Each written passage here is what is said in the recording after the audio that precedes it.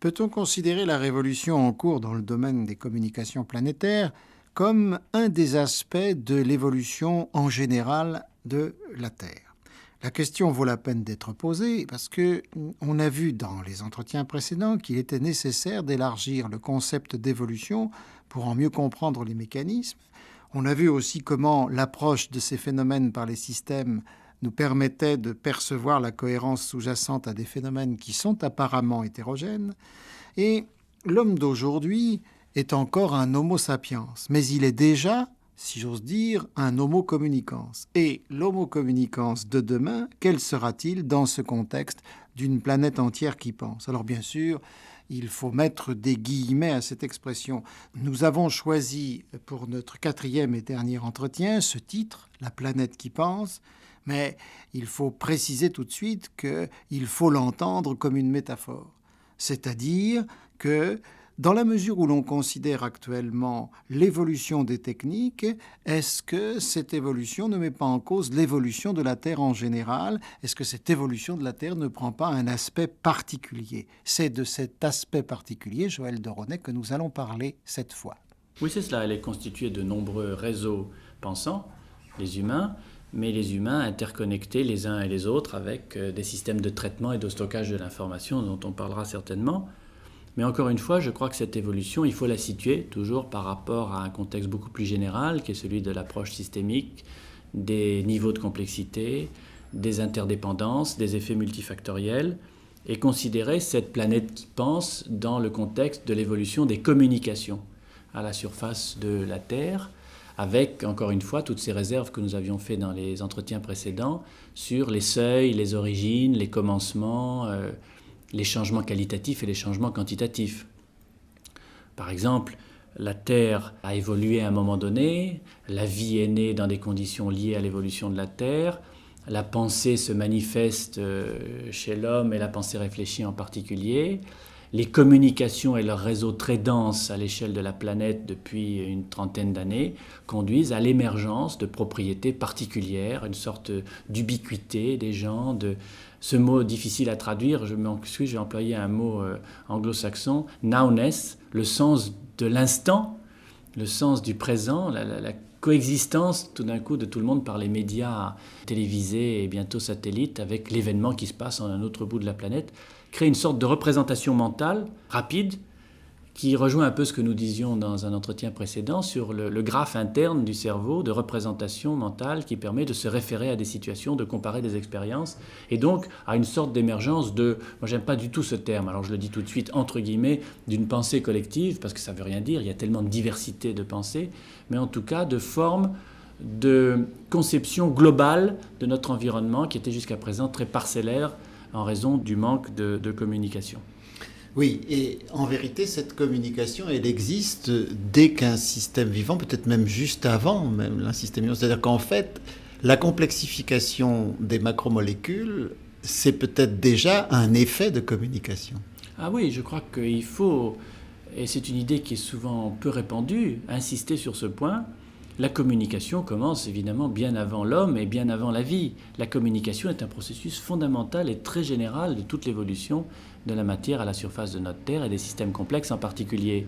Des systèmes communiquent. D'abord, ça veut dire quoi communiquer? Je pense qu'il faut revenir un petit peu, en laissant de côté pour le moment le sens même de la communication, qu'est-ce qu'il y a dans un message, à la manière dont sont échangés les messages. On considère qu'il y a des émetteurs d'une part, des récepteurs de l'autre, qui d'ailleurs peuvent se transformer aussi en émetteurs dans certains cas, et une ligne de communication dans laquelle s'échange le message, l'information. À la source, cette information est codée par l'émetteur, elle est transportée le long de la ligne, et puis elle est décodée à la réception par le récepteur, comparée dans une mémoire, reconnue, et peut contribuer à une action. Donc émetteur, récepteur, ligne, reconnaissance, action, codage, décodage sont les grands thèmes de la communication que l'on retrouve, on peut prendre des exemples, à l'échelle des molécules. Qu'est-ce qu'un récepteur protéique à la surface d'une cellule? C'est une espèce de serrure capable de reconnaître des clés qui sont autant de signaux, des hormones par exemple, qui sont autant de signaux qui vont déclencher une action. Élément très intéressant de cette communication moléculaire, très aristotélicien, c'est que la molécule porte son information dans sa forme. Elle est à la fois le message et le messager. De même que la clé est à la fois le messager et elle porte le message traduit, codé. Donc la molécule est à la fois le message et le messager. Il y a des reconnaissances entre des petits signaux et des gros récepteurs et le tout déclenche des actions qui régulent les fonctions cellulaires. En particulier, la biologie moléculaire a mis cela en évidence depuis quelques années. Si on prend maintenant un autre niveau qui est celui des micro-organismes, on sait que ces micro-organismes échangent entre eux des substances chimiques, des hormones, des produits qui leur permettent de se repousser, de s'attirer, de savoir que l'un d'entre eux est mort et de se précipiter pour le phagocyter. C'est tout un chimiotactisme qui est aussi une forme de communication. Bon, si on remonte un petit peu plus haut à des organismes un peu moins primitifs dans les océans, comme des poissons, des algues, des méduses, toutes sortes de petites bestioles qu'on voit quelquefois sur le plan de taches lumineuses dans l'obscurité des océans, cette lumière est un moyen de communication, d'échange, de régulation, de contrôle du milieu et disons des conditions dans lesquelles il se trouve. Alors au niveau des animaux, évidemment, la communication se traduit non seulement par les sons, mais aussi par les odeurs, le marquage du territoire, le plumage, les parades amoureuses, tout ce que l'on connaît, au niveau des plantes aussi. Et alors au niveau des humains, ce n'est plus la peine de rentrer là dans les détails de à quoi nous conduit la parole, l'audition et l'écrit. Oui, c'est-à-dire que là encore, on ne peut pas mettre en évidence une séparation nette, mais progressivement, les signes de la communication, c'est-à-dire les concepts de la communication, s'extériorise par rapport au support. C'est-à-dire qu'il arrive un moment où l'objet n'est plus à la fois lui-même et le support de sa propre communication. Voilà, c'est là où il y a désynchronisation et délocalisation, et donc accès à un niveau supérieur de complexité. Prenez le cas de l'invention de l'écriture par l'homme. C'est une extériorisation de sa pensée qui peut être communiquée différemment que par la parole à quelqu'un. Prenez le cas du relais de cette écriture qui est l'imprimerie. Production de masse, démultiplication de la capacité de quelqu'un à communiquer avec d'autres. Prenez le cas du livre et de la librairie. C'est une extériorisation de la mémoire qui est accessible à des milliers d'autres personnes, des millions, à un moment donné, à un instant donné, et qui n'est assujettie qu'aux capacités de diffusion de cette information physique. Il faut aller accéder à un livre, il faut le toucher, il faut tourner les pages.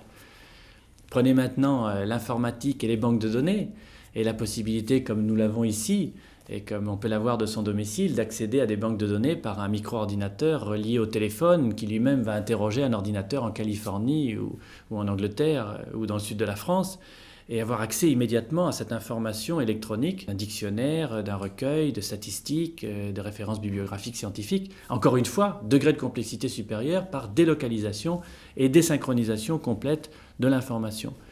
Donc on assiste peu à peu dans cette évolution de la communication, non seulement au perfectionnement des moyens d'accès au son, à l'image et à leur stockage et à leur diffusion, mais aussi à l'extériorisation de la création des uns par rapport aux autres, et donc à la comparaison, à l'utilisation, à la consommation au sens noble du terme, des produits des uns par les autres. Et ceci crée une sorte de réseau diffus que j'appelle réticulaire, j'appelle ça la société réticulaire si vous voulez, une sorte de réseau diffus de communication et d'échange d'informations qui est en train de bouleverser de manière assez radicalement nouvelle les conditions de relation des uns aux autres et même à nous-mêmes. Est-ce qu'on peut essayer de faire un inventaire justement de ces moyens qui sont en train de se tisser tout autour de la Terre ? Oui, là aussi je crois que pour mieux les situer, il faut refaire un petit rappel historique.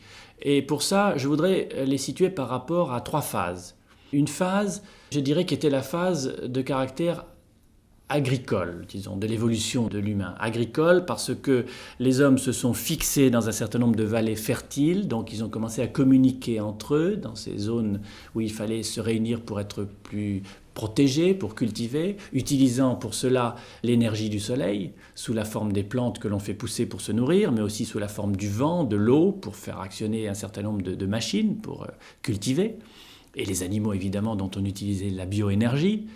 Cette phase a conduit à la ville, puisque la ville était le rempart contre les envahisseurs extérieurs, la protection des récoltes et les moyens d'échange pour troquer et trouver des métiers. Puis ensuite la phase technologique et industrielle, où la découverte des combustibles fossiles nous a conduit par le charbon et le chemin de fer, par le pétrole et les voitures et les avions, et les bateaux et le mazout, à développer des réseaux de communication physique beaucoup plus importants que ceux que nous connaissions. Les routes, les lignes aériennes, les lignes maritimes, etc.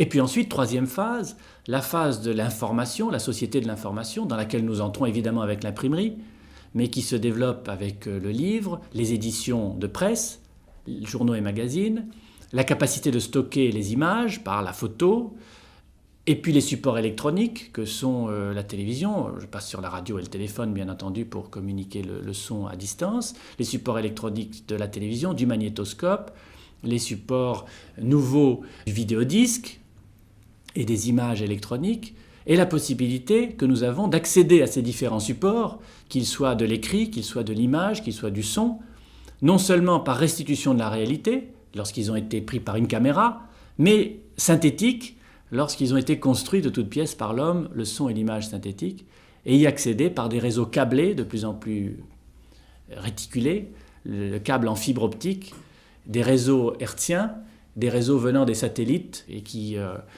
j'allais dire, encombreront l'espace, peut-être même pollueront l'espace un jour de toutes parts. Donc voilà un peu comment de la société agraire, nous passons à la société agro-industrielle, puis à la société de l'information, et puis à la société de la communication. Parce que le point important sur lequel je voulais arriver maintenant, c'est que cette société de l'information, comme d'ailleurs la société industrielle, est une société de caractère pyramidal. L'information part du haut de la pyramide et descend vers les consommateurs que nous sommes, qui achetons en quelque sorte un produit standardisé. Alors que la société de la communication est diffuse, elle est réticulaire, comme les réseaux de capillaires dans un corps. Elle est partout. Elle est à chaque nœud d'un réseau, où l'on peut disposer d'un Minitel pour la télématique grand public, d'un micro-ordinateur, d'un accès à un satellite par une antenne orientable sur son balcon, et d'un réseau téléphonique.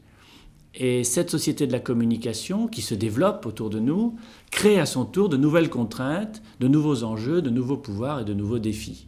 Mais je pense qu'il était nécessaire de la resituer dans son contexte pour en montrer à la fois les outils et en montrer en même temps les risques et que nous vous analyserons peut-être dans la fin de cet entretien. Justement, peut-on la décrire un peu, cette nouvelle société de la communication ? On peut la décrire en retraduisant ce qui se passe déjà autour de nous. Et puis on peut aussi la décrire en essayant de prédire ce qui va se passer dans les 5 prochaines années. Alors ce qui se passe déjà autour de nous, des expériences d'ailleurs dans notre pays en cours le montrent. Prenez par exemple Urba 2000, qui est une expérience très intéressante, se déroulant dans le sud-ouest de la France et dans le nord de la France, où on essaye de vivre les villes du futur sur le plan du réseau de communication, sur le plan énergétique, sur le plan de la lutte contre la pollution et l'assainissement de l'environnement, montre l'influence grandissante de ce que l'on pourrait appeler le télétraitement, la télématique grand public, la micro-informatique, l'accès aux banques d'images et aux réseaux de toutes sortes télévisuels. Ça, c'est vraiment les 2-3 prochaines années dans lesquelles nous rentrons. C'est 85, 87, 88 au plus tard. On va le connaître, on le connaît déjà. Le Minitel, il y en aura 3 millions en France en 86. Le vidéodisque se développe, les satellites, comme je le disais, on va pouvoir recevoir leurs émissions grâce à des antennes individuelles.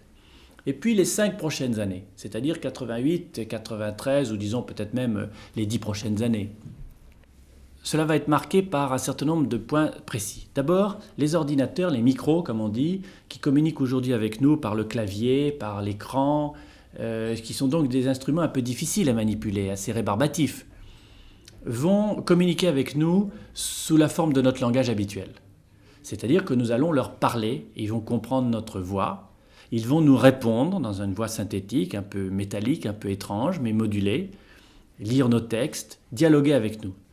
Deuxièmement, devenir de plus en plus portable, c'est-à-dire être en partie sur nous comme un carnet d'adresses ou un portefeuille, connectable à des outils à la maison qu'ils pourront recharger, interroger, et d'autre part communiquer entre eux, non plus seulement par le réseau téléphonique, ce qui est le cas actuel, puisqu'il faut utiliser ce que l'on appelle un modem, un appareil qui permet de brancher l'ordinateur sur le téléphone, mais par voie hertzienne, c'est-à-dire par la radio. C'est ce que l'on appelle, d'un terme un peu compliqué, les radios cellulaires, c'est-à-dire des systèmes de communication par cellules, on divise un pays en cellules, qui sont elles-mêmes dotées d'un émetteur d'une petite puissance, d'une puissance faible, mais capables de se relayer les uns aux autres à la surface de la planète entière. Donc, portabilité, communication en langage réel, capacité de connexion quasi instantanée en tout endroit, voilà un élément de réticulation très profond. Deuxième aspect de cette évolution, l'image. l'image de synthèse, l'accès à l'image par le vidéodisque. Je crois qu'on n'a pas encore compris toute la puissance de la micro-informatique si on ne lui attache pas l'image. Nous vivons dans un monde d'images, depuis la presse, les magazines, le cinéma, la télévision, le magnétoscope, et nous allons y rentrer encore plus par le pouvoir de générer des images, de les sélectionner, de les trier, de demander à des micro-ordinateurs de trier pour nous des images, d'aller chercher sur des vidéodisques personnalisés chez nous, non seulement nos archives, nos documents, nos photos, mais aussi de pouvoir accéder à des vidéodisques contenant des encyclopédies, des informations visuelles sur toutes sortes de sujets, faire des achats à distance, par correspondance, par carte à mémoire. Bon, tout ceci, c'est vous brosser une image de ce que peut être le matériel, le hardware de la société de communication. Mais il ne faut surtout pas oublier le soft, c'est-à-dire l'humain qui est derrière. On a toujours tendance à se laisser un peu griser par les technologies, mais il ne faut pas oublier que derrière, il y a des êtres humains, des personnes qui pensent, qui souffrent, qui créent, qui aiment, qui ont peur, qui craignent. Et je crois qu'il faut se poser des questions tout à fait fondamentales du type, est-ce que ces réseaux vont nous isoler les uns des autres? On va être dans sa chambre, dans son living room, devant ses micros, devant tous ses écrans? Ou au contraire, est-ce que ça rapproche? Je vous dirais, mais je ne veux pas me citer comme un cas général, que mon expérience d'usager des réseaux est qu'au contraire, ça rapproche. C'est-à-dire que ça nous donne plus d'occasion d'entrer en interaction avec des gens qu'on a envie de voir. Bon, mais c'est un cas peut-être trop particulier pour le généraliser. Mon sentiment profond est que si on sait bien les utiliser, comme d'utiliser la télévision, le réseau rapproche. Donc voilà des questions sociales et humaines liées à des problèmes technologiques que nous ne devons jamais séparer. Sciences, techniques et société sont inséparables. C'est-à-dire que là, on aborde un point tout à fait important de notre conversation, c'est le rapport de l'homme, enfin la fameuse interface homme-machine et le rapport de l'homme avec ses réseaux. C'est-à-dire qu'en effet, c'est vrai que tous ces réseaux ne doivent pas nous faire oublier qu'après tout, il y a des hommes de chaque côté de ce tissu dense.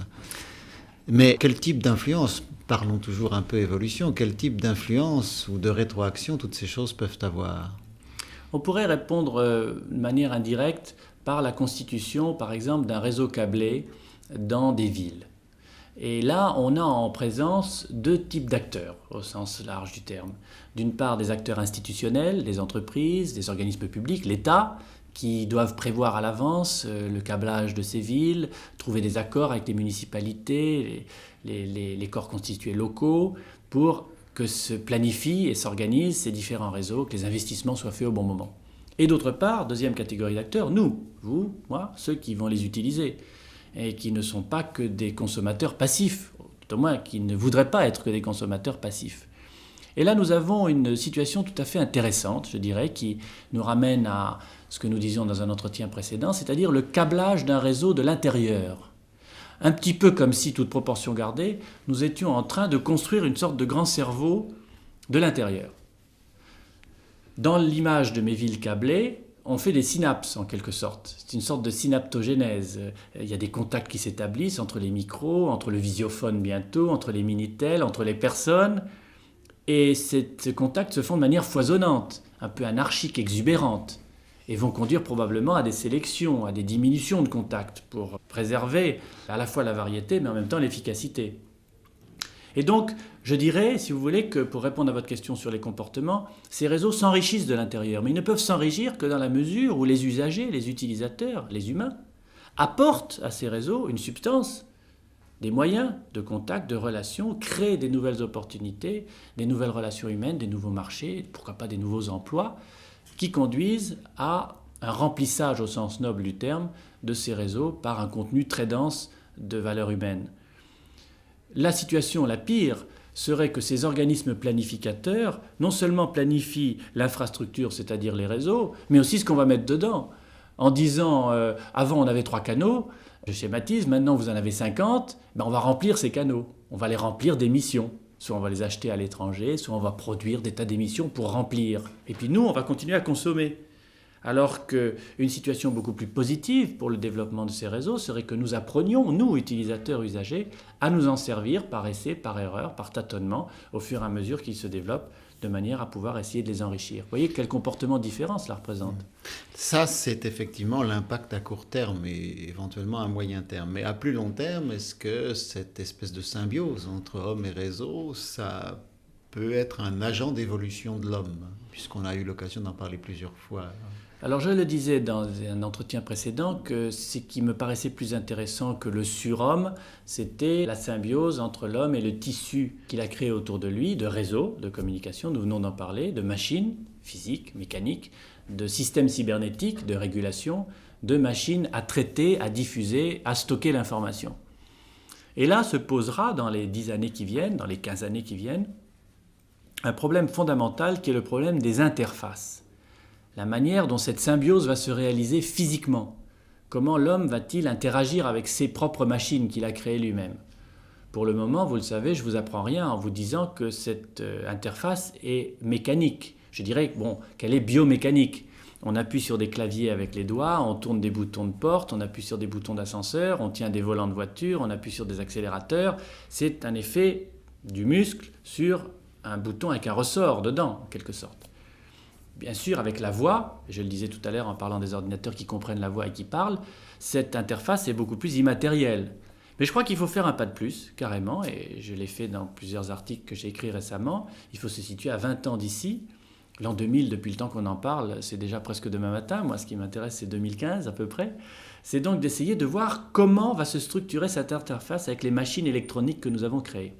Et pour cela, je crois qu'il faut penser à une interface que je qualifierais de bioélectronique.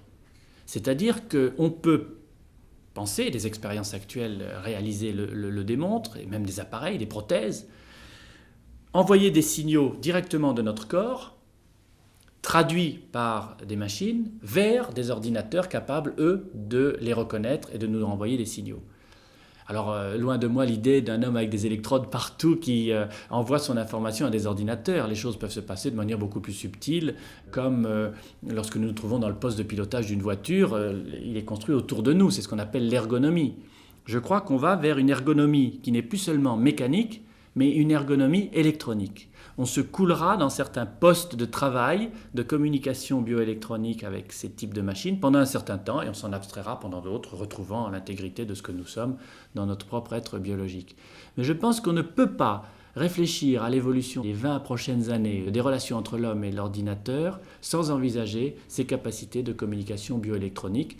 C'est ce que j'ai appelé la biotique, mot court pour symboliser le mariage de la biologie et de l'informatique. Et je crois que de plus en plus, cette biotique va conduire à des applications tout à fait passionnantes et même à une réflexion sur nous-mêmes dont nous n'avons encore que peu d'éléments d'appréciation. Comme instrumentation, on peut comprendre ça et on peut même considérer que c'est un apport considérable. Mais le fait est que le problème se pose, vous l'avez d'ailleurs soulevé tout à l'heure, le problème se pose de savoir si ces différents réseaux, qui sont quand même des dispositifs médiatisés, rapprochent d'une certaine façon. Je renvoie au contact immédiat et direct. C'est-à-dire, est-ce que finalement la société qui est en train de se construire n'est quand même pas une société où le contact peau contre peau deviendra plus rare tout de même? Je crois pas. Je ne pense pas, parce qu'il y a des choses que l'on ne peut pas faire par l'électronique et la télécommunication. S'aimer, aller se baigner dans une eau d'un atoll quelque part, passer son temps sur une plage au soleil, faire du sport, se promener avec des enfants dans une forêt. Je pense que donc on trouvera à la fois des moyens de travail électronique intense dans différents types de métiers de traitement de l'information. Bien entendu, les métiers classiques d'artisans et autres se poursuivront dans leur intégrité et s'abstraire de ces différents types de systèmes. Je pense donc que cette communication avec les machines n'est qu'un des éléments de la relation homme et tissu qu'il a lui-même créé, un seul élément. Il y aura d'autres aussi au niveau social et environnemental, plus important, la rééquilibration de certains types de régulation, je dirais une sorte de traitement de la physiologie de la Terre de l'intérieur, comme si nous devenions des espèces de médecins d'un grand corps malade, que nous traitons de l'intérieur, et ceci pose des problèmes reliés à l'environnement. Et je crois aussi que nous guette peut-être une nouvelle forme de pollution, qui ne serait plus une pollution par les poussières ou les produits industriels, mais une pollution par l'information, arrivant de toutes parts, nous inondant par le satellite, le câble, les différents réseaux dont j'ai parlé, et dont il faudra bien survivre, peut-être en utilisant les micro-ordinateurs comme alliés pour filtrer cette information. Il me semble qu'il faut être volontariste là, parce que sinon, effectivement, les machines peuvent très bien remplacer les artisans, et même, d'une certaine façon, on peut faire des enfants in vitro. C'est-à-dire que si on veut garder une réalité de l'homme biologique, il faut que l'homme le décide. Il faut que l'homme le décide, c'est pour ça qu'il faut raison garder contre la déraison de certains. Et notre meilleure protection, c'est de conserver la variété. Il faut raison garder. Et pourtant, elle tourne, se disait Galilée, contraint de se renier publiquement. Elle tourne, c'est vrai, elle tourne encore la Terre. Elle tournera encore longtemps, il y a des chances. Mais depuis peu, elle tourne nimbée d'un halo d'ondes électromagnétiques qui en fait une planète bien particulière. Une planète vivante, mais repérable entre toutes à des années-lumière de distance par de bonnes antennes bien sensibles, comme doivent en avoir quelques extraterrestres lointains. Alors, pour ce qui est de l'avenir ou des avenirs de l'homo communicans avec ces machines, on peut laisser la science-fiction s'inspirer de ces choses et même la laisser prédire. Mais l'avenir de son environnement vivant à l'homme, sur ce bon plancher des vaches, le reste de la biosphère, l'homme, qu'en fera-t-il? Qu'en fait-il déjà?